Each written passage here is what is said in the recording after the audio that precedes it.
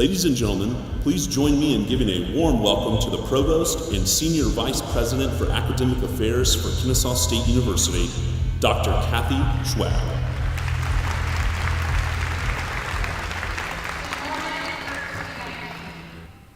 What an exciting week we've experienced here at Kennesaw State University. Simply awesome, I think, sums it up incredibly well. I just want to say thank you to those of you who have visited from near and afar for coming to our campus.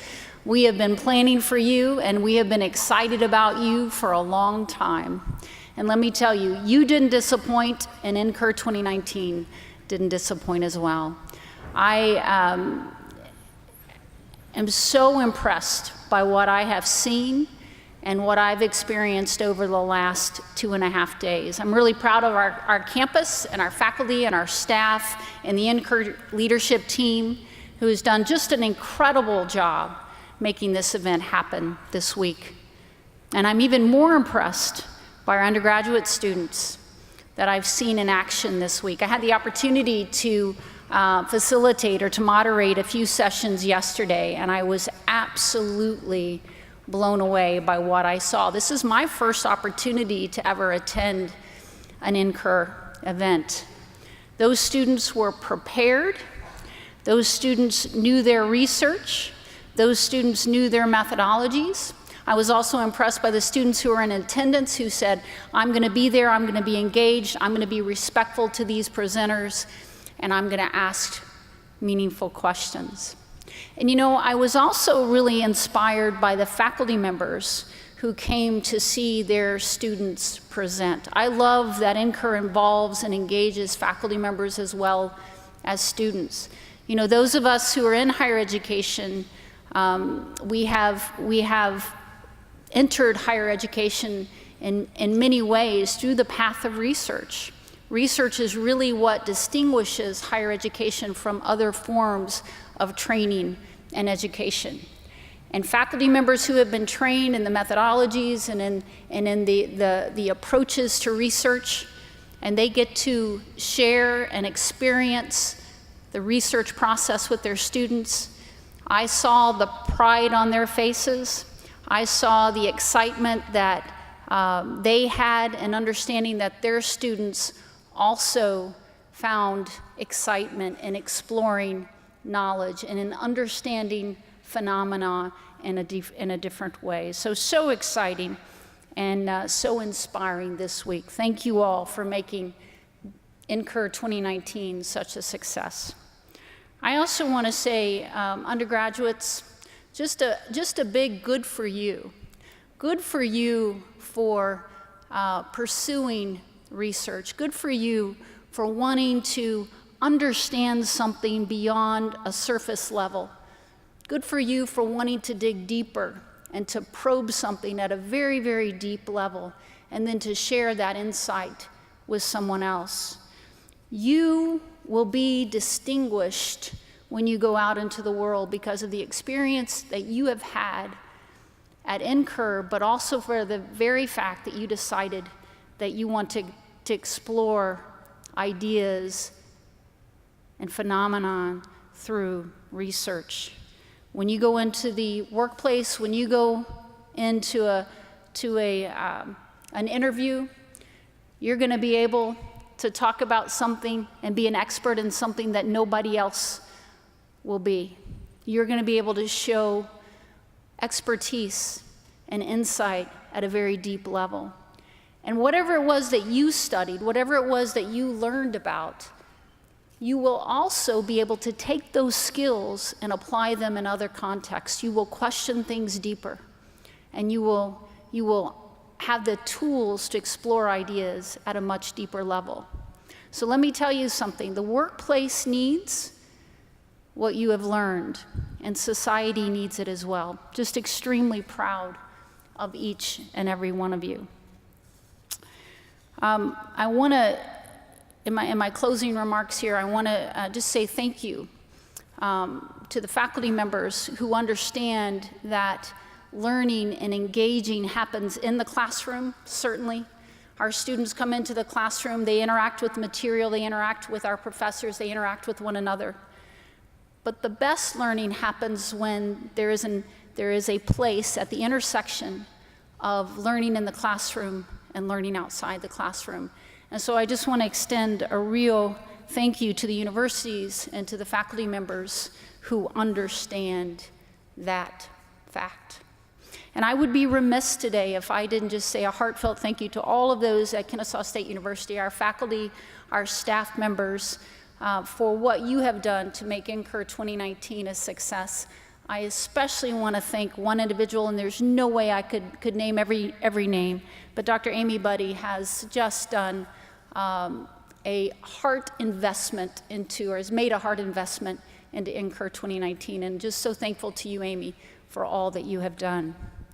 So in closing, let's begin to think about NCUR 2020 at Montana State University. We're excited about what's ahead for 2020, and I know that Kennesaw State University is excited to engage with Montana State as they prepare for the next NCUR. Thank you so much, and I hope you enjoy the plenary this morning.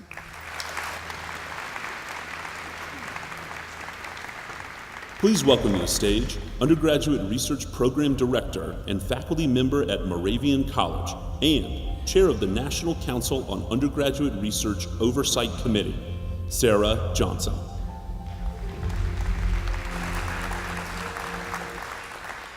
Good morning, and welcome to the last day of NCUR 2019.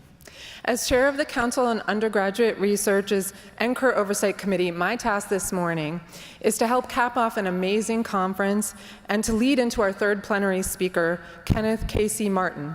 But first, I have a couple of announcements. The Council for Undergraduate Research, or CUR, is an organization dedicated to supporting undergraduate research, not only through NCUR, a signature event, but through a variety of other events and programs as well. I'd like to take just a moment to let you know about a few of them. CUR, along with many other institutions and organizations, has been celebrating Undergraduate Research Week this week. Check out #URW 2019 to see some of the celebrations that have been occurring nationally this week. We encourage faculty and administrators to attend the CUR Undergraduate Research Programs Conference in June this year, held at Ohio State University in Columbus, Ohio. This is an amazing opportunity for faculty and administrators involved in UR programs to engage in professional development in this area. While that conference is for faculty and administrators, students, you can apply to present your research at our nation's capital to members of Congress via our Posters on the Hill conference. Look for information on the CUR website about applications, which will be in the fall. Another key opportunity for sharing your work is through NCUR's Proceedings, a published set of select research papers from NCUR.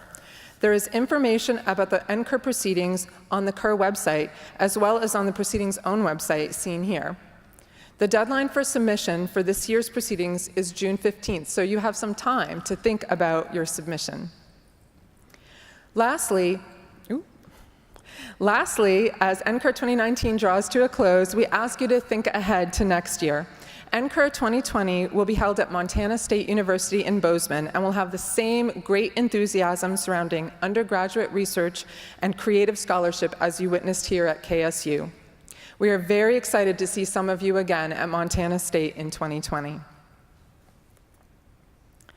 In addition to giving these announcements and helping you gear up for another fantastic plenary speaker, it is also my privileged task to lay out some key thank yous. You've heard a few of them before, but we're going to take a little moment to actually do some thank yous here. Starting with a thank you to my colleagues on the NCUR Oversight Committee and in the CUR National Office, whose passion and energy nurtures this conference year after year. The NCUR Oversight Committee is made up of 15 CUR counselors, as well as CUR President Ian Crawford, CUR Executive Officer Elizabeth Ambos, and CUR Manager for Student Programs Liz Haynes, all working in collaboration with the college and university hosts to make this wonderful conference happen. Would any members of the NCUR Oversight Committee and CUR National Office in the room please stand? I know where you are. Join me in thanking these hardworking individuals for their time, energy, and talents. The enthusiasm they have here at Kennesaw State for undergraduate research and for NCUR has been strong since the beginning of their journey to host this conference. This enthusiasm has never wavered throughout 4 years of preparations and is evident at all of the events and activities we've witnessed this week. As suggested by NCUR 2019 theme, Engage, Explore, Experience, they have prompted us to engage in fascinating conversations about research, to explore new topics and new disciplines, and to experience the excitement of spending 3 days in a community of scholars. This experience could not have been realized without the support of a great many people. On behalf of the NOC, I extend a deep felt thank you to all of the many members of the KSU community, administrators, faculty, staff, and students, under the excellent leadership of President Pamela S. Whitten, who have made NCUR 2019 a joyous celebration of undergraduate research. While the support of KSU's leadership is crucial, NCUR 2019 would not be what it is without the hard, on-the-ground work of the people who have planned and prepared, fussed and fine-tuned to make this conference everything it could be. Would Drs. Amy Buddy and Chris Cornelson and any members of the NCUR 2019 planning teams please stand so that we can all thank you for the outstanding experience you have provided for us.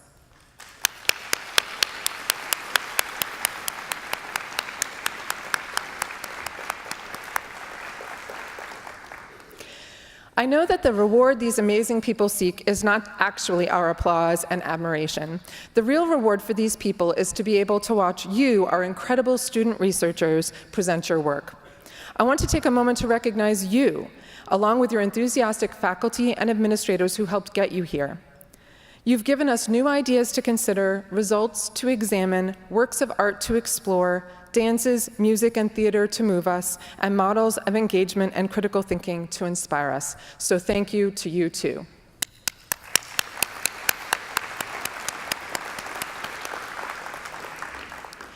Consider for a moment the special opportunity that KSU has offered us by having a civil rights-themed art exhibit at NCUR. I hope you all had a chance to look at these pieces of art in person or on your NCUR app.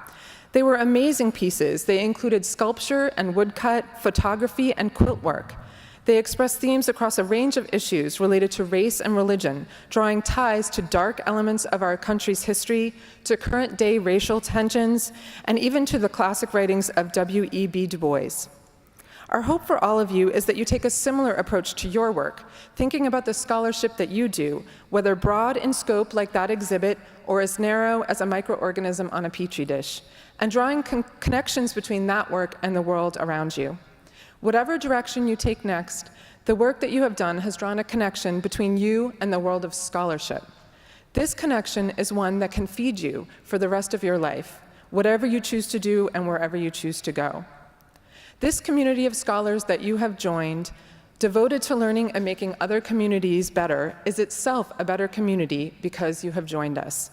So as you leave today, on behalf of all of those involved in NCUR, I wish you great fortune as you continue your work at your home campuses and beyond. And we hope to see some of you again at Montana State for NCUR 2020. Thank you. Ladies and gentlemen, please welcome to the stage a freshman from Kennesaw State University, majoring in theater and performance studies in musical theater, Nicholas Gilliam.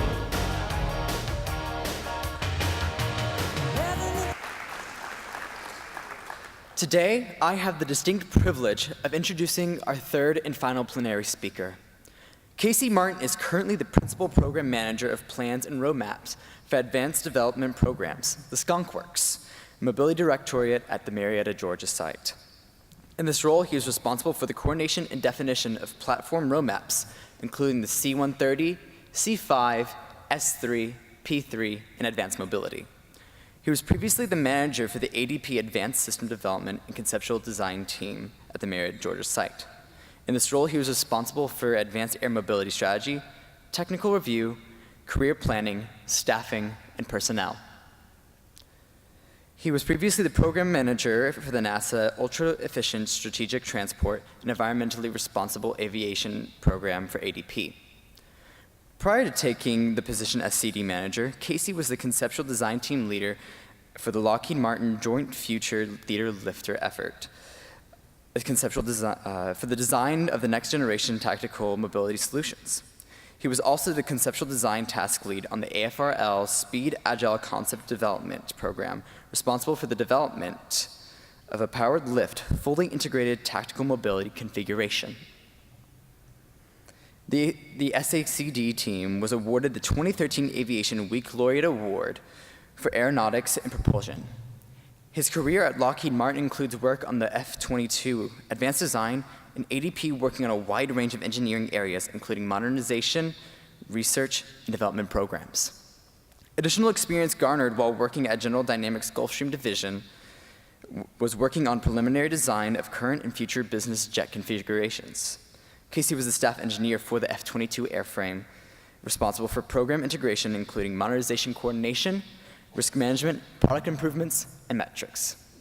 Ladies and gentlemen, please join me in giving a warm welcome to Casey Martin. Thank you, Nick.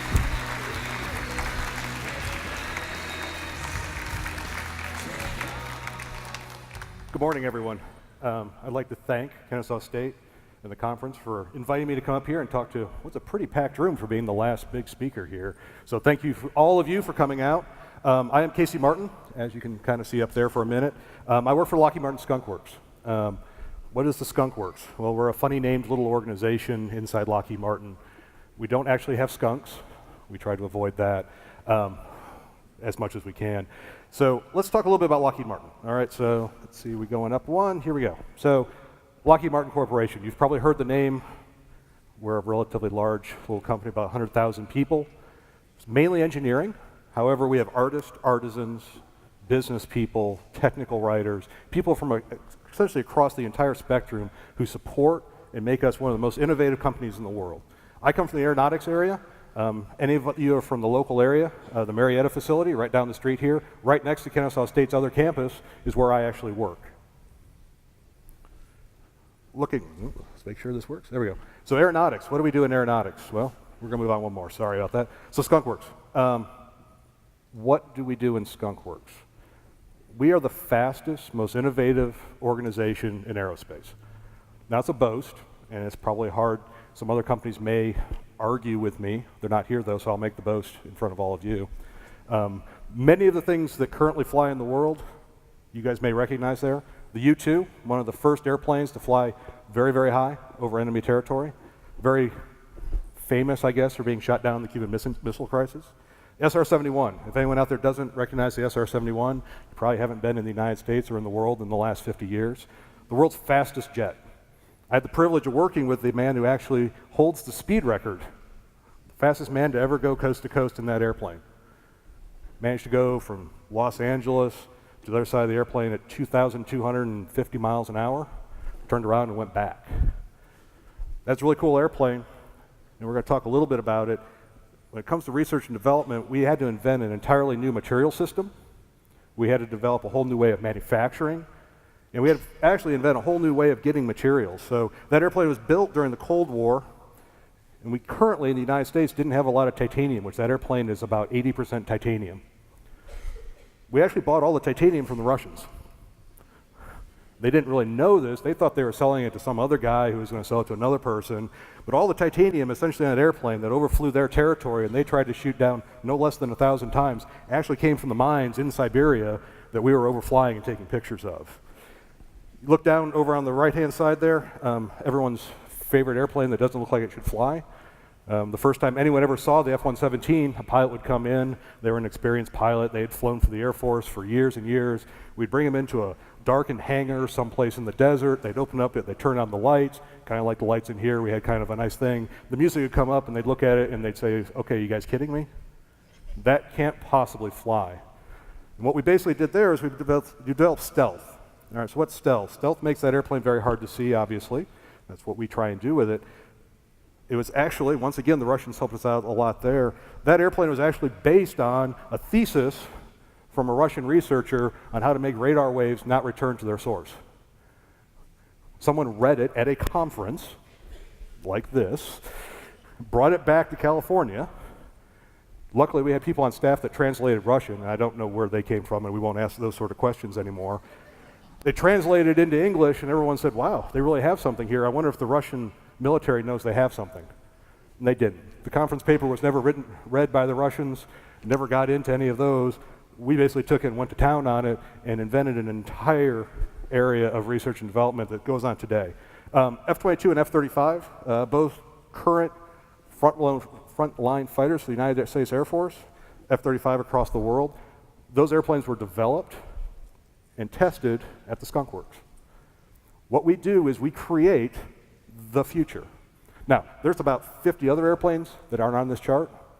Some of them are buried somewhere in the desert because they didn't work. Some of them are sitting in a hangar someplace. Even more of them are still flying. They're flying around today. Just we don't talk about them in public. So why am I up here talking to an undergraduate research council conference?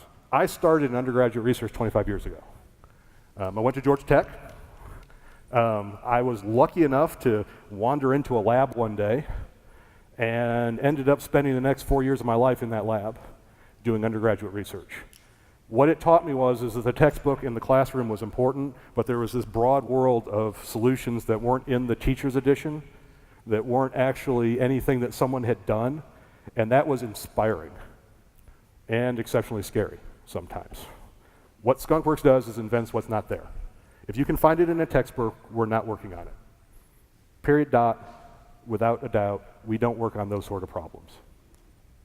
So, now, we're going to show you a short video so I can have a break. So this is 75 years of the Skunk Works. So Skunk Works started 75 years ago, 76 now. We did this video that shows you kind of what we do, shows you some of our airplanes, and shows you how we want to go. So if we could play the video, please. I remember driving up to this big hangar that's got the skunk slapped on it, and I remember all these like Joshua trees just kind of crawling out of nowhere. And you think that it's just going to be barren, and it's going to be dusty and hot, and it's beautiful.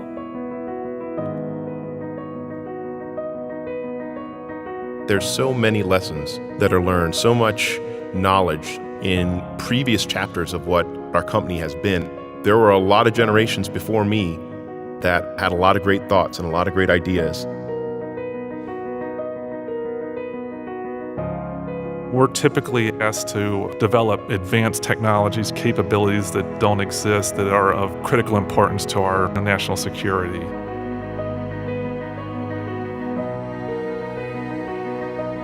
If you're passionate and you're committed and you share a vision, you can get amazing things done.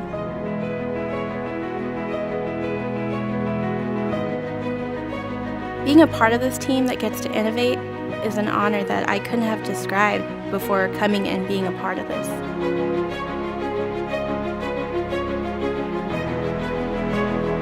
All of us here want an idea, and we want to run with it. And we want to explore every edge of technology and see if we can make it a reality.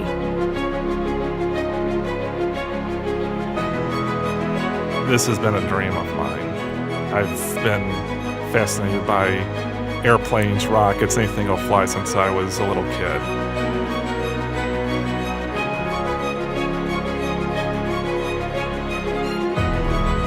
The logical place to come from is to talk about why it can't be done. But we take those hard problems and we get excited by them.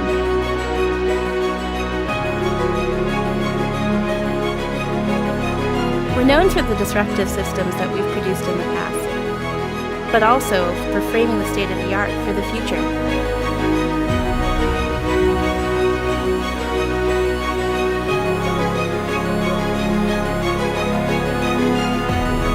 There's always this sense of wonder about what the Skunk Works will produce next.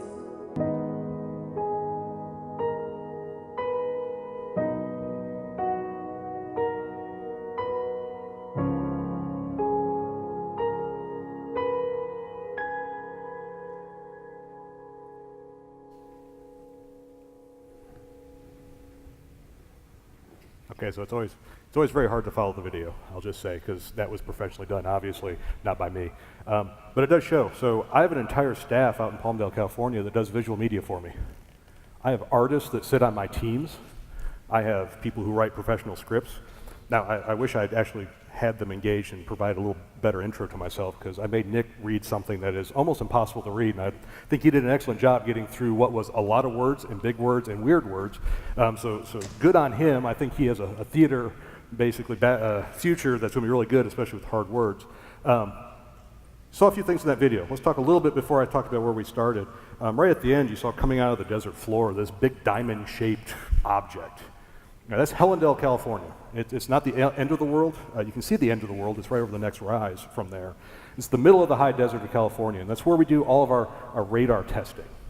It's one of the coolest places, I'll say, on the planet, because if you were a fan of James Bond growing up, or Tony Stark, or any of the sort of sci-fi things, it's as close to a sci-fi place as I've ever been.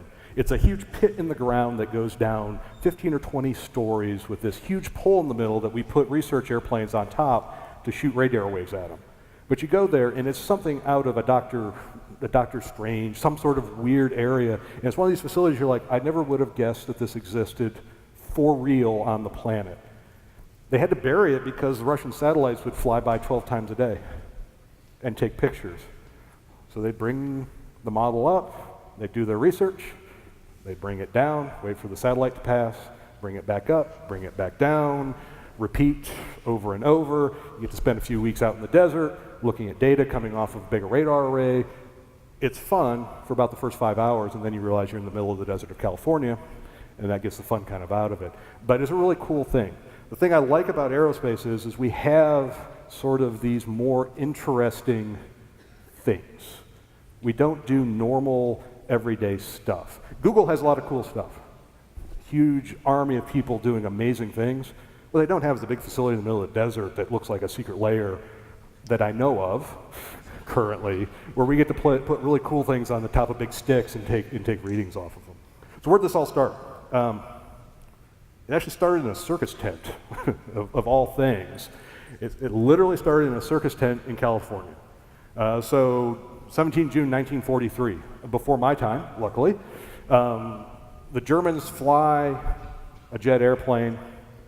The United States has a moment of a pause and goes, oh my gosh, we don't currently have jet airplanes. World War II is still not done, obviously. So they come to Skunk Works. It wasn't Skunk Works' time to come to Lockheed Martin Corporation. They ask Kelly Johnson there, the man in the really nice pinstripe suit, they say, look, I need a small team to go build the first jet airplane. He said, fine. He says, I want the 25 best people in the corporation, and I want everyone to stay away from us. Just stay out of our way. That's all I ask. Unfortunately, they had no place inside the plant where they could put this team, so they went and rented a circus tent, and this is no doubt, there's no joke, there's a circus tent, they built it in the parking lot, they put it up, they put the team in a circus tent. People who I work with says we've never really gotten out of a circus tent, but that's okay. Everyone's entitled to their opinion. And they went forward and they built the XP-80. And they built this airplane in a timeline, I think the next chart will show you, that by today's standards is crazy fast. We actually have Kelly's notebooks from this point. And I will say the one thing that I appreciate about Kelly Johnson is he wrote every thought down on paper. Subsequent generations have been able to read what was going through the man's mind as he goes forward. And I'll say for anyone out there doing research, I went to Georgia Tech for more years than I'd like to acknowledge here on stage.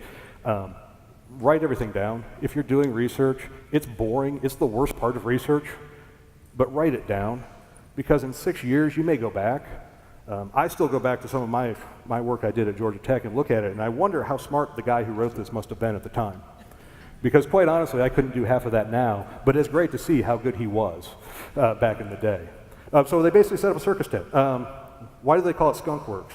Well, that's another interesting. So they set up a circus tent, and then the building across the street of it was retarring the roof, which is awesome. If anyone's been around tar before, it was a particular smell.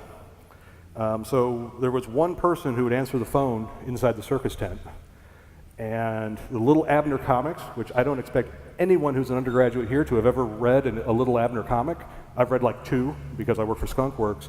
They had a still in the Little Abner comics. It was very popular at the time, called the Skunk Work, S-K-O-N-K-S Works. And so this engineer who thought he was being pithy and thought he was being clever started answering the phone, Skunk Works. because of the horrible smell that was coming in from the tarring going across the street. It caught on. People started calling them the Skunk Works, right up until Little Abner's creator sued us. So any of you are pre-law, you guys also have a role to play here. So instead of skunk, we made it a U. We call it Skunk Works. Our little logo, Stinky, as we call him, the little skunk. The rumor is, unconfirmed, Kelly Johnson lived four doors down from Walt Disney at the time in Burbank, California. And over a night of discussing what was going on with Walt and with Kelly, Walt Disney sat down and sketched out a skunk for Kelly to take home with him.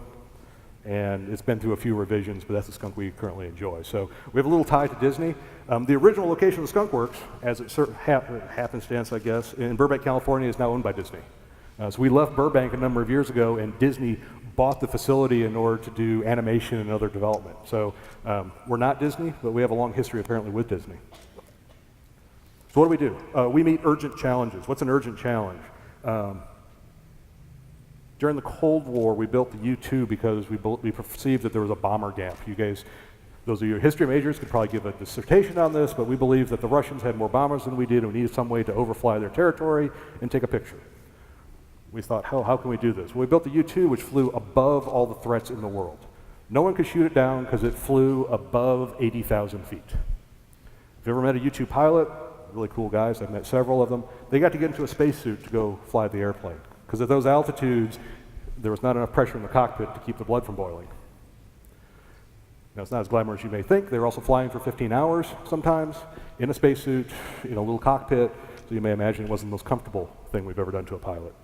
That worked for a few years. Cuban Missile Crisis, it's the airplane that overflew Cuba, took the pictures there. Denied access, so all of a sudden the Russians said, well, we'll build a better mousetrap, we'll be able to shoot you down. So we said, well, what the altitude doesn't work anymore, what's next? And we said, well, how about speed? And Lockheed Martin, Skunk Works went out and said, well, how fast can we go? Everyone thought that Mach 2 was like the end of the world. Twice the speed of sound, no one's going to be able to go faster, materials won't go there. Well, the A-12, which was the predecessor, SR-71, most people know, the acknowledged number is Mach 3.5, so 3.5 times the speed of sound. Speed of sound on the ground is about 750 miles per hour. So you can do the math if you're quick. So it's over 2,000 miles per hour. The airplane is a feat of engineering even today. We've relearned when we started building the F-22 a lot of the lessons they learned in making that airplane. The airplane leaked like a sieve on the ground. You would pour gas into it and the gas would just fall out the bottom of the airplane. Now luckily it fell out at a rate that we could still take off. And it wasn't until the airframe heated up that all the fuel tanks would seal up. The airplane would actually get 12 inches longer in a long flight because of the heat and the stresses on the airplane, and then slowly cool down as it got back to the ground. The airplane flew well above 85,000 feet. I won't tell you the actual number. I don't want to have to hurt anybody going out of here. But I will say that it coming down over the poles, many times they were transitioning flights that we currently don't even fly today, and it's only people that fly up there right now are astronauts. They'd come down, they'd land, they'd very carefully pull the pilot out because the airplane was hot to the touch. But it turns out over the years, the airplanes got stronger and stronger. This constant heating and cooling actually made the metal more and more tough. So the airplanes actually grew in life as they were flown. It's an interesting little phenomenon. They also became exceptionally hard to repair. If anyone's ever worked with titanium, I'm probably the only person in this room, I'm guessing, unless we have material sciences here, it's about the hardest thing you've ever worked with. So we said, okay, well, even that got a little bit harder. So tagboard, the D-21, so it was the first unmanned airplane. So instead of making an easy unmanned airplane, we put a little mini SR-71 on the back of the big SR-71, and the areas that we didn't feel confident flying that airplane, we'd shoot the little UAV off. It would fly better than Mach 3.5 over territory. And then interesting enough, for those of you in the area, the C-130, the venerable C-130 that's built down, that airplane would actually crash itself. It didn't land, but it would eject the film canisters on a parachute, and a C-130 with a big hook on the front would come and capture the parachute as it fell through the air, pull it into the cargo bay, and then go take that stuff back for analysis. Those drones were actually manufactured in Marietta, Georgia. Very few people actually know that. We had the size of a facility here to actually build those airplanes. And then the final one there, everyone's favorite airplane. Technically, the F-117 Nighthawk. It's a really cool name, affectionately known as the cockroach. Why was it called the cockroach? Well, it kind of looks like a cockroach if we're all being really honest here, but it only came out at night, right? So it would scurry out. They flew them out of New Mexico. I had the pleasure of working with the commander of the F-117 squadrons in the first Gulf War. He worked for us subsequently. He said it was a really cool program to be on. He said you would go and you'd transition. He said you had the oh my God moment when you walked in the hangar and didn't think that would fly. He said it was actually pretty good flying airplanes. But he said every day our training missions would start just after dusk and we'd fly out. And he said generally what we did is we would take the Las Vegas phone book and we would flip it open and we'd point a name and we'd say, congratulations, the Martin household is the target of the evening. And so they would spin up the entire ops section. They would say, this is where we are going to make a simulated attack. And they would go fly up and down the Vegas Strip. Undetected, unknown. Their secondary target was usually the governor's mansion. You may not want to tell the governor that. Apparently it was an easy target to spot though, big mansion, easy to hit. And they said they trained that way for years and years before they were officially announced that this is a capability, and then it was proven in the Gulf War. You ask anyone who had flown in there, and I've known 10 or 12 pilots who flew on the first night of those conflicts, none of them expected to come home. It was one of the most heavily defended places on the planet, and everyone had said, well, the Skunk Works guys say this stuff's going to work, but we're really not sure. We never lost an airplane. We lost one in combat, and that was mainly due to some bad planning on our part. So what do we do? National urgent needs. Every single one of those things I just said had a miracle, right? The U-2, the miracle was altitude, right? If you've ever seen the landing of the U-2, it's got this little bicycle landing gear. It's unstable when it lands, and a guy in a Camaro actually drives down the runway and tells the pilot how close he is to the ground. So the cool thing is you work in that area, you get to drive in a Camaro at like 120 miles an hour daily. Cool job. But the pilot has no idea where the ground is. So he comes down on the radio and says, 5, 4, 3, 2, 1, touchdown. And the airplane kind of tells them and then puts the wing on the ground. SR-71, it was the manufacturing going fast, and I mean really fast. That was the miracle. The rest of it was pretty conventional. The D-21 was an unmanned airplane. No one had ever done that before. No one had ever had a computer that said, fly these points, eject this thing, and then kill yourself in a crash. And then obviously the 117 was stealth. 117 looks the way it does for one good reason. Take a flashlight tonight and put a mirror in front of it and shine the flashlight. And if you want to see the most reflection, it's at 90 degrees of the flashlight. Take the same mirror and rotate in 2 axes, you'll see hardly any light. So the signature of a normal airplane is about the size of a bowling ball. The signature of the 117, the unclassified number, is about the size of a BB. It's a big airplane, and all you see on radar is a BB, about yay big. So traditional roles, German fighter threat, Soviet missiles and bombers, denied airspace, proliferation of sophisticated IADs. The other thing you get to learn in aerospace is a lot of really, really complex words that don't make sense to anybody else.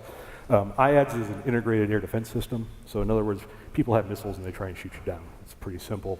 But we like to use big words in order to sound more impressive, especially in university settings. So we went through a number of years and we did all these really, we call them skunky, but they were classified programs and they were locked in the back of a vault, and some of them never came to see the light of day. What do we do now?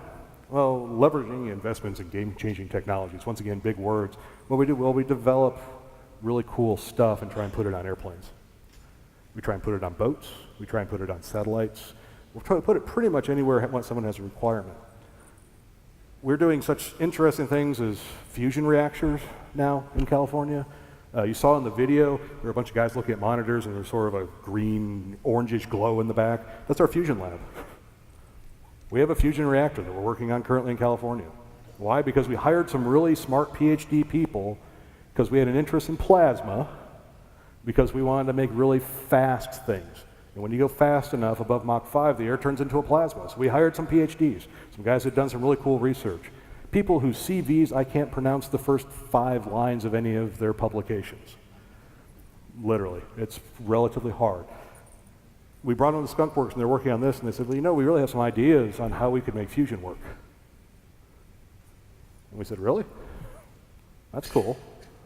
All right, why don't we try that for a while? And it turns out they had some really good ideas. Who knew? The other thing you saw in the video, and this is a little bit of a memory recall deal, some rotating little scoops on the side of a building. We had a couple of people right out of college, and I mean right out. They probably had 1 year at the Skunk Works, and they had worked as an undergraduate on some wind capture technology, right? Had done some student papers on it even, right? And they said, well, we really think there's an interesting area using what Lockheed does well, right? Innovation, aerodynamics, these sort of things. We want to put these on the side of a building and see if in an urban environment we can create power. We have a process inside Skunk Works we call Tech Probe Seedlings. And basically you give me a proposal, twice a year we go out, much like a conference, and we say, okay, give me a one-page presentation, and we pick the top 10 and we give them money to take their idea to the next step and find out if they have something there. It's any idea they have. I've had biology papers, I've had how to do better drugs, I've had all kinds of stuff. Things that, as a reviewer of these papers over the years, you're like, wow, I'm actually maybe have to go call somebody. I'm going to have to go find a professor who actually knows something about this, because I don't know if this is good, bad, indifferent. I have an aerodynamics background. I don't know for drug companies, but there's a really interesting culture where we really want to drive interesting ideas. And we don't self-censure ourselves, right? We want ideas from everybody. The other thing we do is we do prototyping new programs. So the picture there in the middle, it's a hybrid wing body. It's actually one of the airplanes I work. Can we innovate and develop prototypes? One of the things that Kelly Johnson, our founder, said was fly as fast as you can fly. There is no other litmus test than putting something in the air. You can spend the rest of your career writing it on paper. Until it flies, you've not solved all of the problems. So fly it, and fly it a lot. I'll say we fly a lot of airplanes, most of which you will never hear of, ever. Because we're flying it to demonstrate this one piece of technology that may 10 years later show up in another airplane, but we're never going to show you this because it's secret. We don't want the rest of the world to know what we're doing. And the third one is, that's a C-130 there. The picture there with all the kind of yellow globs on that. It's computational fluid dynamics, so it's basically aerodynamics in a computer screen. And what we're doing there is trying to reduce the drag on the back of the airplane. So we basically figured out, back of the airplane had a lot of drag, so we made these little fins, put them up there, validated and put them on there. So we're saving gas. 3% fuel burn on the airplane by gluing 12 little fins in the back of the airplane. Saving the Air Force millions of dollars a year for gluing on some little things. So we're here at a research conference. So how do we do research? Well, we start with what we call IRAD. So IRAD is internal research and development. So this is where I give you money from the corporation and say, here, go mature your good idea. So this right here is the entire technology maturation process that has led to the F-35 fighter program right now. We had a really good idea on how to build a way for an airplane to take off and land vertically, transition, fly forward at over the speed of sound, come back and land. So first thing we did is we built this little test rig and we put it, it's actually in the swamps of Florida is where we did most of this testing, because other than alligators, no one else cares. Demonstrated it there, right? A piece. Then we built a little demonstrator airplane. That's the little airplane there, sort of in the left. Hopefully I'm not wearing out our people up here either. We did some wind tunnel testing, and we built an X-plane. There's a fascinating, you can go YouTube it, you can find it, Battle of the X-planes. It's a really good documentary on how Lockheed and Boeing looked after these airplanes. Demonstrated that, and now we have an operational system. So how long did this take? This is always the question I get. So aerospace is a funny business. The initial design of this airplane, this technology, happened 20 years before the final airplane flew. That technology was invented by 3 guys in a room. And I want to just emphasize that. It was 3 people in a room who invented that entire technology stream that has become the world's largest acquisition program and the largest airplane program in the history of the United States Air Force. So doing research and having a good idea, if you're patient and you go through the process, can lead to amazing things. So there's going to be a short video here. It doesn't have sound, so I'll narrate it for you. This shows the difference between the demonstrator and the operational airplane. So this is X-35 flying, I believe this is at Edwards Air Force Base. You can see it. It's doing an unnatural thing. It's hovering. There's the F-35B, the airplane that came from the X-35 demonstrator, landing on the USS Wasp about 2 years ago as we went to sea trials. You may notice it's eerily close how good we did that demonstrator and how we got that technology. The technology you're seeing there is the largest gearbox ever put on an airplane, and it's about yay big. It takes over 20,000 horsepower when the lift fan spools up. It allows that airplane to take off and land, transition, and then fly supersonically. And when it's flying supersonically, when all the doors and stuff's closed, once again, it's a survivable airplane, a la the 117. The one miracle on that program was the lift fan. I'd already solved the miracle of stealth. I'd already solved the miracle of manufacturing, so I had this next miracle coming down the pipe. So CONOPS, how do we create miracles? The first thing we do is very small teams. Very small teams. Well, based on the introduction, you hold a lot of jobs inside the Skunk Works, you do a lot of stuff, but you never do it with a big group of people. A team of 10 or 12 people is a large program at the beginning. And what that does is it gives you the space, the time, and the ability to innovate. So any of you guys who have done group projects, have done group research, right? Once it gets to 20 or 30 people, if you've ever gotten that big, it's really hard, right? Just the dynamics of that big of a group working together get very tough. What we found is make it as small as you can. It's quicker, it's more agile, it's cheaper, and you get better results. There's the one miracle per aircraft, right? And we try really hard to stick to one miracle per aircraft. The times we've tried two, that's ended up bulldozed in the desert somewhere because it doesn't work. What we found is that one miracle, that one thing, that one amazing piece of innovation is what you want to focus all of your effort on, and then take everything off the shelf. That airplane right there, which was Have Blue, was the 117 demonstrator. That was built out of a parts bin. The landing gear came off of an F-16, the flight computer came off of this airplane, the engines came out of this airplane, the HUD, all the pieces. We literally went and said, we'll take this, we'll take that. This is flying right now, let me pull this over. The interior of that airplane was built out of a spare parts bin. The exterior, the piece we really cared about, well, that was built by a bunch of artisans in a wood shop originally. Literally, there's a wood mock-up, and then they came and built aluminum paddles based on that wood. Defined requirements. I won't get into details. I've worked modern programs now that the requirements documentation, the number of things you're supposed to do, they bring it on a pallet and they give it to you and say good luck and go forward. If you look at Have Blue, there are 25 pages of requirements there. Needs to fly, needs to be invisible, needs to carry kind of about this much. That's it.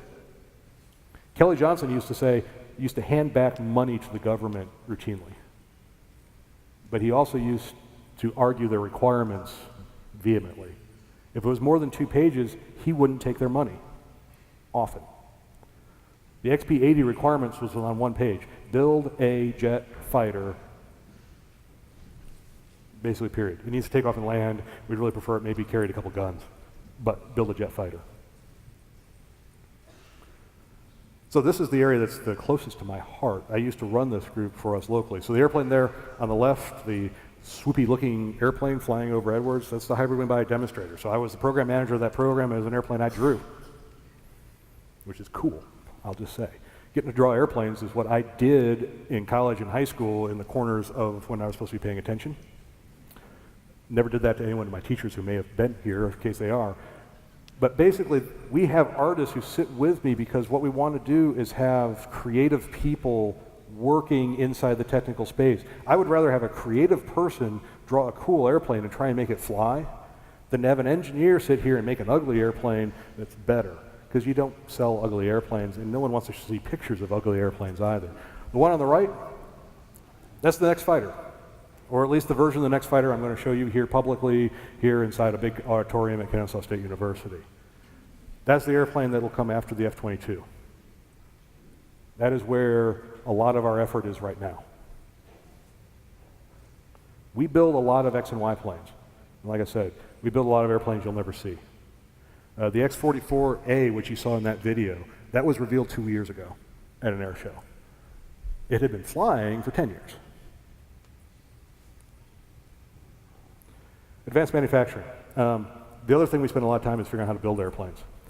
So the Advanced Composite Cargo Aircraft, another program that I worked, we took an airplane, everyone will appreciate this, we convinced our company to go buy us a Dornier commuter airplane, and then we convinced them that the good idea was to take the wing off, take a chainsaw and cut it into pieces, and then build a new fuselage. So after we got thrown out like 4, 5, 10, 15, 20 times, we said, look, what we're going to do is instead of building a fuselage that we rivet together and we screw together, we're going to take the 25,000 parts that are in this fuselage, and I'm going to build it out of 25 parts. And I'm not going to rivet together, I'm going to glue it together. It's like a big tester's airplane, right? If anyone's ever done model airplanes, it's essentially the world's largest model airplane, right? We built it out of very few parts. We mainly glued it together. And what we showed was we could take all the pieces and parts that normally go into an airplane structure and reduce it by a factor of 1,000 and build an airplane that way. And you might imagine the C-130, as it flies out of the Marietta facility here, has about 2.3 million fasteners in it that are put in by hand. And that's why it takes so long to build, and that's why it costs so much to build. So we're trying to innovate in those spaces. The other is a direct manufacturing. So Lockheed Martin has a robust area where we're, anyone here into 3D printing? I think everyone that I know is currently getting into 3D printing realizes that. We're doing it out of metals now, and we're building parts. On one of our programs, we had this intricate part, and I won't tell you what the program is and what the part was. No need for anybody to get in trouble here. It took a team of machinists almost a year to build the first one. And it's only about yay big. It was beautiful. They did an amazing job. We built the second and third one using additive manufacturing in 2 weeks. And then we went and flew them. And it worked, which was good. We don't try to fail, but we do fail a lot, and that's the other thing we allow ourselves to do. So next piece here is what are we working on now? Maybe? Oh, sorry, I hit the laser instead of this. Next generation air dominance. That's a really cool thing for we're making really cool new fighters. Right. As the world changes, we have to stay one step ahead. Next generation UAS, unmanned air system, because calling it UAV is no longer cool enough. So these are airplanes that are going to fly around. They go places where we don't want to send pilots, first of all, and then they do things that pilots don't want to do. So I mentioned the U-2, right? So the pilot flying around for 15 hours in a spacesuit, little piece of pilot trivia, they get to wear diapers. Awesome. So they get to fly around and do that for 15 hours. There's not a pilot in the world that likes doing that. So if we can have a UAV do it, they're more than happy to give up that little piece of the mission. The quiet supersonic airplane there. So that's a NASA demonstrator, the X-59. The back end of that airplane is being designed currently in Marietta, Georgia. The rest of it's in Palmdale, California, being designed. That airplane is going to fly across the United States supersonically to find out how low of a sonic boom we can make. The purpose of which is to enable us to finally get to the point where those of us in the room get to fly supersonically instead of subsonically across the pond, across the United States in the future. We have spent 10 years of research and development figuring out how to shape that airplane for this.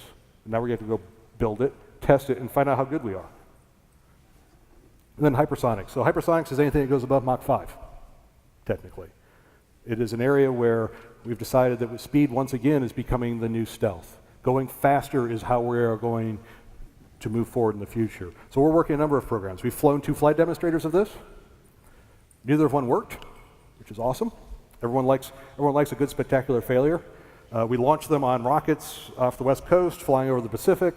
The first one flew for a few minutes, and then we lost contact, and it crashed in the ocean. Second one took off, flew for a few minutes, crashed in the ocean. Awesome, both of them. The great thing is that the failures taught us more than any success ever would have. Right? And I'll say, if you're doing R&D and you're not failing, you're not pushing. Right? What happened on the first one? Well, we thought we had an idea how to communicate with it, right? Turns out the amount of plasma we had, which is a very weird gas sort of state with a lot of electrons, we lost contact, and the airplane went, all right, I'm not going to hit something, I'm just going to fall into the ocean. The second one, the airframe, as it went down at Mach whatever it was, slowly burns off. Right, so the actual airplane gets smaller and smaller and smaller and smaller as it goes forward. Well, there was a small flaw in how we built it, so this part burned faster than this part, and so we lost control and it fell into the ocean. Both of them were successes. We learned so much from those mistakes. And they weren't mistakes, we just didn't know, right? You're flying something, you never know all the pieces. But now, we're leading the world in hypersonics research because we had this basis of allowing ourselves to go out and fail a little bit. Not big, but a little bit. Other stuff, hybrid airships. We're trying to bring back the blimp in a big way. And by big way, I mean we would like to build one that carries a little over 1 million pounds of stuff. takes off and lands.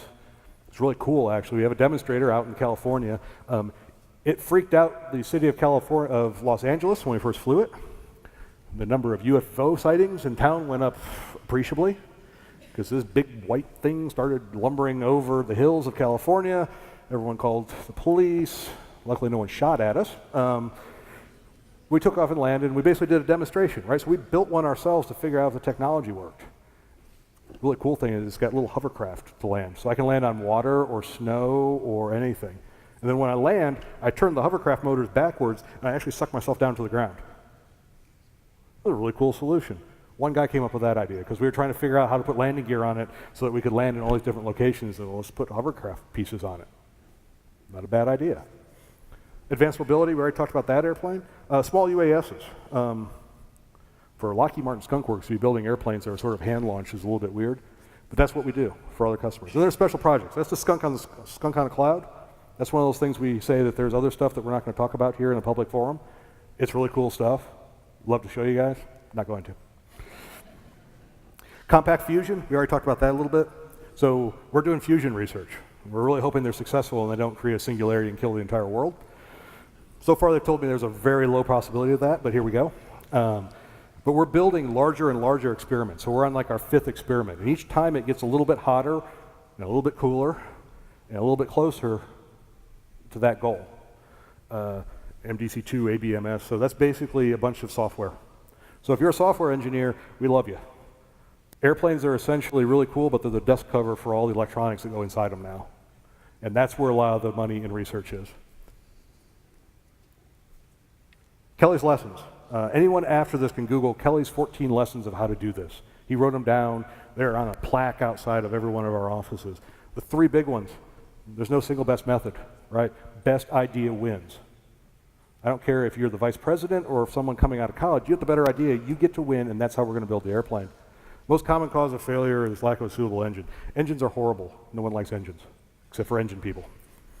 The second most common problem is that you never let your customer talk to you after you get done, right? Hand me the requirements, leave me alone. I will build you what you want. And it takes a lot of trust to get that relationship, but that's what we enjoy. So I'm required to have some cool words next to airplanes at the very end of all my talks. So here are the cool words at the end.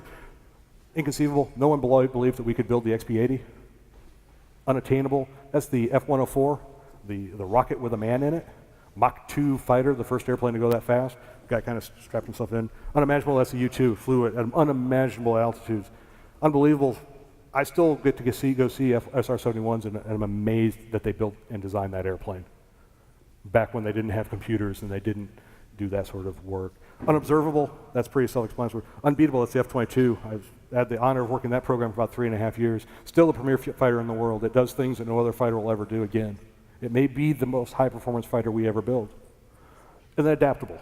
So we got the F-35 program, which builds 3 variants all down a production line. It's a jump jet, it's a carrier jet, it does all these really cool things. I got to tell you, the amount of computing power in the back of that airplane is equivalent to 5 Cray supercomputers. And that's where a lot of the research is. So here's a really cool picture. This is back out at Hellendale. So that's an airplane. I'm not going to tell you what airplane it is. It's just a shape. Let's call it a shape right now. But that's what we're doing in the future. More and more testing, more and more cool stuff. But it all started for every member of Skunk Works, where you guys are right now.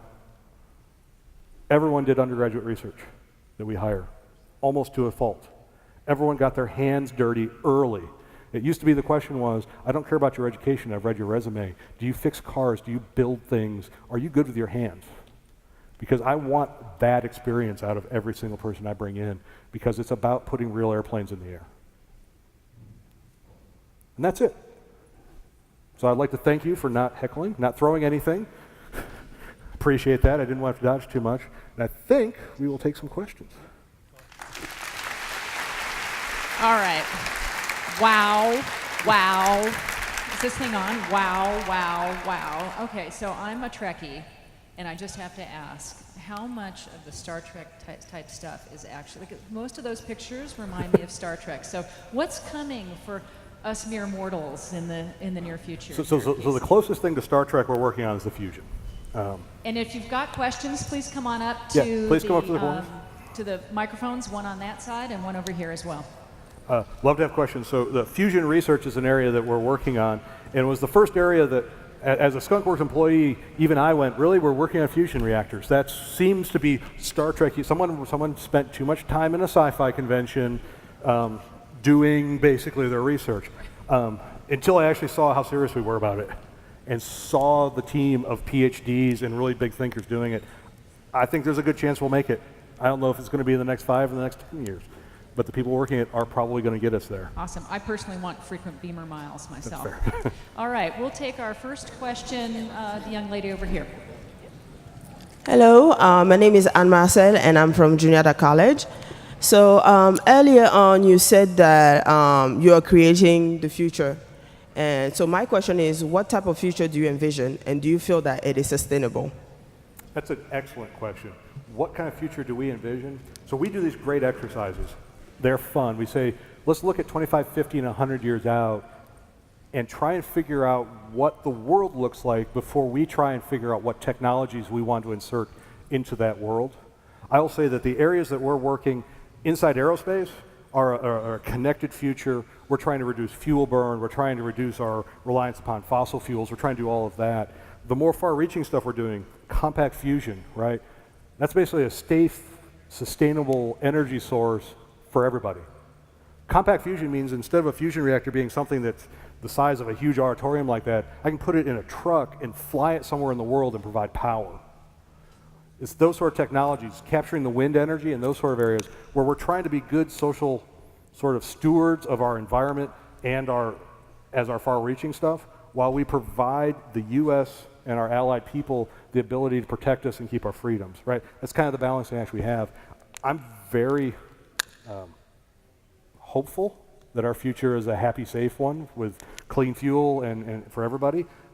The problem that we always have is that we have to protect to make sure we get to live that future. That's kind of where our two pieces are, right? We're looking to a future where we're able to revolutionize things while we're protecting our current future going forward. Did that answer your question sufficiently, or do you have a follow-up? I mean, more than welcome to. Because based on the presentation, I'm wondering, are your technology used anywhere else besides war? Yes. So Lockheed Martin builds satellites. We build technologies that I have worked on are transitioning to the commercial airliner market. They're transitioning to medical. We transition about half of our technologies outside of the defense sector. The defense sector, however, is an incubator for advanced technology. And many of the things we currently enjoy, microwave ovens, aluminum cars, those sort of things, started here, and then we transition them. And we have partners that transition them out. So we never stop innovating, but we also never stop trying to move our technologies into other spaces.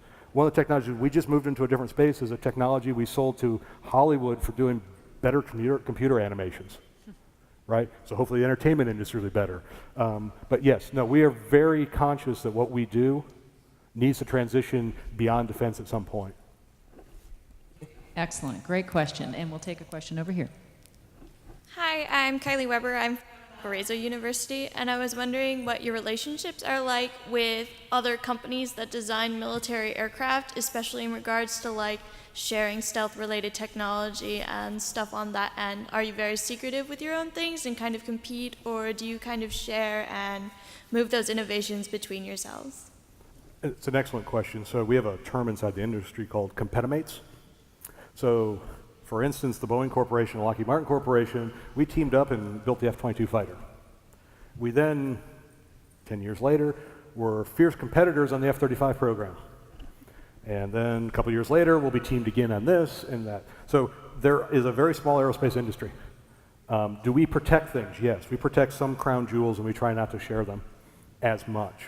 I will also say that the number of times that the U.S. government has called either the Boeing Corporation, Lockheed, Northrop, Raytheon, whoever it is, into a program to say, we know you didn't win the program, but we would like you to help. We need your technology. We need you to help the U.S. these technologies get first, is pretty common. We don't like it sometimes. We're trying to make a buck here and there, as it may be. Business does trump other things. But yes, it's an interesting dichotomy that today I may be teamed with you, tomorrow I may be a fierce competitor. and 2 years down the line, I may be in some other arrangement. So yes, the whole industry, and the other thing is people move back and forth, right? I've worked at 2 different companies. Everyone I work with, I've worked at 2 or 3 different companies. So there is a lot of cross-pollination, I will say, across the industry. Thank you. All right, the question over here. Hi, I'm Dan. I'm from Susquehanna University. I was wondering if you had any thoughts and opinions on the crashed F-35 in the Pacific, like any dangers or anything to learn about it? So I have no official position on the crash of the F-35. I will say this: single-engine airplanes crash. Okay. All right. F-16s crash every day. F-35s will crash. What we try very hard to do is whenever something crashes, we try to figure out, was there something fundamentally wrong with it? Was it just bad luck, an act of God? If there's something fundamentally wrong with it, we correct it. And once again, like I said, inside Skunk Works, in the beginning, we like to say that we're allowed to fail. By the time we get to F-35 and it's operating and we have people flying it who are brave airmen and they're going to go into harm's way, we try and have most of that taken care of. So no official comment. We will find out what happened to it at some point. But I will say that, you know, not the good thing, but the thing we always do is we learn. And we never stop. Makes sense. All right, next question over here. Yes, hi, Jocelyn Liu with LIU Global. I was amazed to hear you speak about fusion and also the confidence with which you spoke about saying, oh, we should be able to solve that in 5 to 10 years. And in terms of this, scientists around the world, coalition, groups of scientists have been trying to solve and get fusion going for so long, and often it's identified as a lack of resources because it's so expensive. I was just wondering how you think, and I don't know how much you can really answer this question, where does Skunk Works, where does Lockheed Martin stand in the development equation?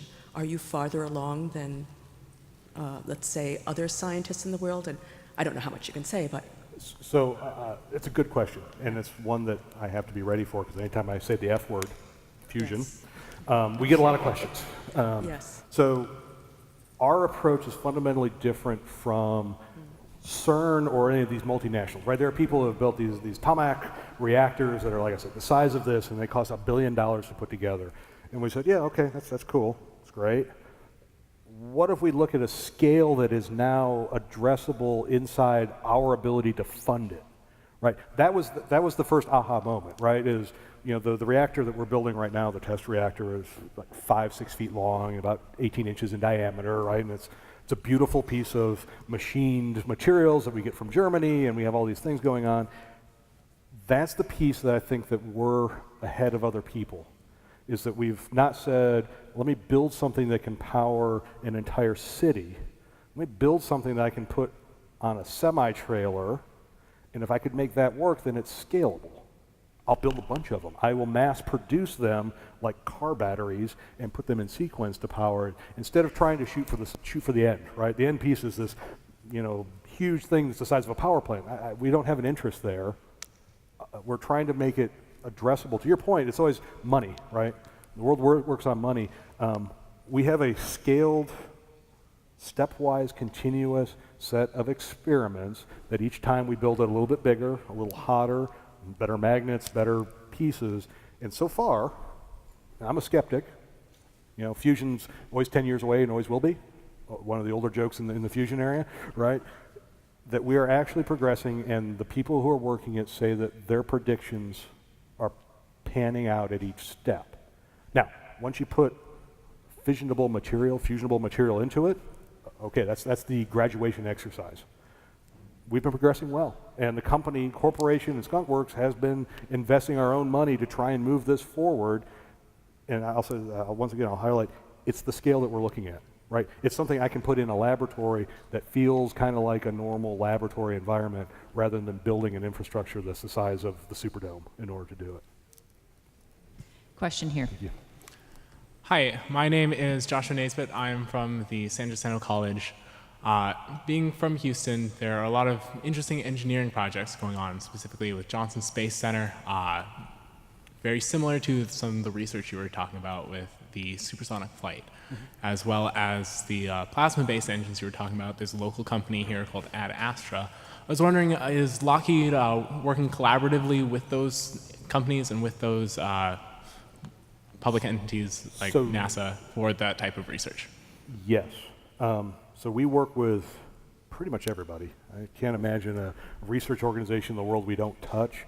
Our space, we have an entire space division, right? They're building the Orion crew capsule. We launch missiles and rockets. So they're very well tied into NASA. 3 of the 4 things that I've worked with that have been major national programs that I've been program manager with is NASA-funded research environments. We have an entire, we look very broadly. So I do a lot of open innovation where we go out and we will, you may have responded to stuff from Lockheed Corporation you never even knew about, where we actually go and look for key technologies and key people to work with, even if you don't know you're going to work with Lockheed Martin Corporation. So yes, we try and touch everybody who has the best idea. We are very big into collaboration at this point. Great question. We'll take this one over here. Yes, Sam's Georgia College and State University. Can you speak a little bit about the computer science engineering methodologies, technologies, approaches that are used and perhaps are going to be used for your software development? Yes. Now, I'm not a computer engineer, so I'm going to speak at the high level. I'm not going to get into code. Aerospace is a little different in a couple of ways. We do a lot of real-time computing environments. So like the software we use on the F-35 and the F-22 is done, and it's a lot of real-time, very high throughput processing. So we have an entire sort of organization that works those sort of software loads. We have a large research into quantum computing right now, looking at using quantum computing to do validation of other software that used to take us a year to go through all of these pieces in a quantum computer. I apologize if you don't know what quantum computers are, and I can't explain it in enough detail to make a logical piece here. We've actually put code through that to see if the quantum computing environment can take what took months and years down to days and weeks. The other piece that we do a lot of is what we call open systems. So we try to take a computer and blow it apart, essentially, and make it so that the interfaces are common across the industry. So when it comes to the collaboration question we just had, what we want to be able to do is grab anyone's best thing, plug it into a common interface, and use it on our systems. So we spent a lot of time doing that. We are last time I checked, we had very close to the same number of computer scientists at Lockheed Martin Corporation as Microsoft. To say that we have a little bit of software development going on would be a huge understatement. I mentioned it's the dust cover is what I love. It's the cool thing on the chart. It's the computers inside of it where all the magic really does happen. The amount of work we are currently doing on AI, image processing, these sort of technologies, I believe is the next big revolution. But no, we hire more computer people than I could count, quite honestly. Anyone who is a computer scientist, by all means, come to Lockheed Corporation. We're looking for the best and the brightest. And we compete with Google and everyone else. So it's a fun little piece of the world to try and get into. All right. Well, thank you very much. I apologize, but our time is up for questions. But I'm sure Casey will probably stay afterwards. So you meet us kind of in the back area over there. And but with that, let's give Casey a huge NCUR round of applause, as he's been awesome. And with that, Kat Schweg's going to come back and take this out. Thanks. All right, it's almost lunchtime. Let me say thank you to Casey Martin as well for his excellent remarks. This year has certainly been one of the biggest and most attended in the 32-year history of NCUR. As the host of this year's NCUR, our team here at Kennesaw State University not only worked to bring a first-class conference for all our attendees, but we're also committed to using technology to help attendees engage, explore, and experience NCUR in a newer and deeper way. One key part of this success was developing and launching a new NCUR mobile app. By moving towards personalized and mobile digital communication, we have reduced the amount of printed paper by 850,000 sheets. I'm also happy to say that over the last 3 days, just under 6,000 people downloaded and used the mobile app to navigate the conference. For those of you who engaged with the app, you know that there were 2 games that all users could participate in. The first was the in-app game, where users gained points for viewing and building schedules and making connections with other participants. The second game was called Click, a photo scavenger hunt that rewarded users with points for taking pictures about their NCUR experience. For both games, we are giving away $100 Amazon gift cards, and I'm happy to announce the winners for both contests. In the case of ties, all the winners were randomly drawn. Today's app game winners are Madison Harrier from Gannon University, Sky Opstein from the University of Alabama at Birmingham, Aminat Aloba from the University of Central Oklahoma, Jennifer Marks from University of Pittsburgh, and Russell Caranuto from Lehigh University. The winners for the Click Photo Scavenger Hunt games are Giovanni Desimarares from Kennesaw State University, Christina Pisa from University of West Florida, Michelle Ugwa from Baylor University, Darian Petrescu from Michigan State University, and Giovanna Robach de Oliveira from the University of Central Oklahoma. This year's NCUR has been a series of firsts. Not just the biggest NCUR, but also the first one to host an art competition. The NCUR organizers for this year's conference wanted to use art to connect conference goers with the history of Atlanta, which is known for its avid civil rights history and is one of the fastest growing and most diverse cities in the United States. The 2019 NCUR art competition, entitled Journeys Through the Civil Rights Movement, Then and Now, invited submissions that focused on the meaning of civil rights, whether through interpretations of past events or how it is conceived of today. I'm excited to report you did not disappoint. Many of you submitted works. We held a juried process to get it down to 6 finalists. Then, as most of you know by now, we asked you to vote for your top pick within the NCUR app. The top 3 receive an award.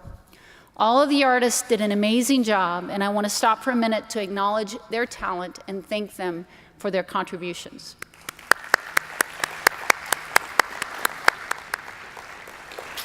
And the winners. For third place and the $200 prize, the winner is Jessica Ormond. For second place and the $300 prize, the winner is Sheridan Davenport. And for the first place prize in the first ever NCUR art competition, the award of $500 goes to Elizabeth Evans.